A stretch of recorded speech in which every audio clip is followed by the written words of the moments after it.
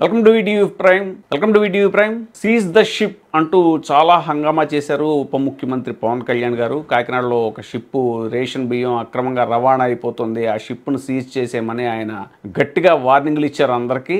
అయితే ఆ ship seize అయింది లేదు, ఏమీ లేదు, యథేచ్ఛగా రవాణా సాగుతూనే ఉంది.